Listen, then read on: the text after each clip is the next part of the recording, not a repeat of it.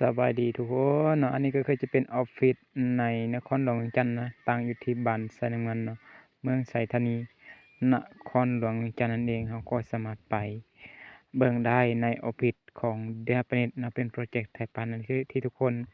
ถามว่าในสปลาวเรามีอ่าโรงการบ่มีที่ตั้งบ่เราก็มีที่ตั้งเด้ออยู่นครหลวงเวียงจันทน์เนาะดังนั้นเนาะบอกเลยว่าเดอะฮับเน็ตเป็นธุรกิจหนึ่งที่ถูกต้องตามกฎหมาย 100%เนาะและที่สำคัญนะ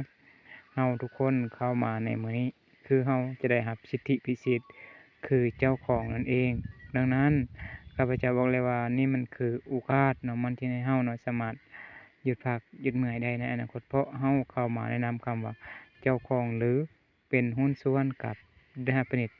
นั่นเองเนาะก็เชิญชวนเนาะทุกคนเนาะเข้ามาร่วมสร้างไปด้วยกันนำพวกเราที่ The Happiness นั่นเองเนาะและนี่ก็จะเป็นอยู่ในโครงการเนาะที่ข้าพเจ้านางนี้ก็จะเป็นอยู่ในโครงการของ The Happiness ที่อ่าหลายๆคนบอกว่าอ้าวไอ้สมพันธ์อ่า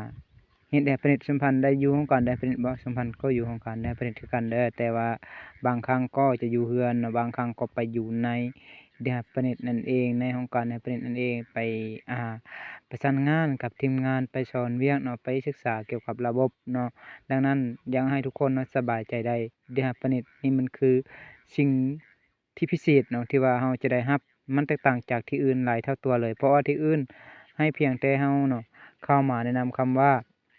ลูกค้าหรือตัวแทนแต่ The Happiness เนาะให้คำว่าเจ้าของนั่นเองดังนั้นสมพันธ์จึงบอกว่าถ้าไผอยากมีสิทธิพิเศษถ้าไผอยากมีระบบสร้างเงินถ้าไผอยากมีเครื่องจักรผลิตเงินก็รีบเข้ามาเนาะเพราะว่าในโรงเรียนนะเขาสอนเฉพาะอ่าลูกจ้างเนาะในโรงเรียนเราเรียนมาเขาสอนเฉพาะเป็นลูกจ้างนะเขาบ่ได้สอนเกี่ยวกับชีวิตจริงในการหาเงินเกี่ยวกับการเงินแต่ว่าในเนี่ยเพิ่นสอนเกี่ยวกับการหาเงินเกี่ยวกับการเงินให้กับเรานั่นเองดังนั้นเพื่อบ่อยากให้ทุกคนพลาดเนาะก็ให้ทุกคนเนาะเข้ามาร่วมไปด้วยกันศึกษาไปพร้อมๆกันเนาะถ้าว่าเราศึกษาแล้วเราเข้าใจบ่อยากเฮ็ดก็บ่เป็นหยังเพราะว่านี่เรากำลังเปิดโอกาสให้ทุกคนเนาะมาร่วมสร้างนะถ้าไผเห็นโอกาสก็ร่วมสร้างไปด้วยกันและเราก็จะสำเร็จไปด้วยกันเนาะก็ฝากให้ทุกคนเนาะกดไลค์กดแชร์เพื่อ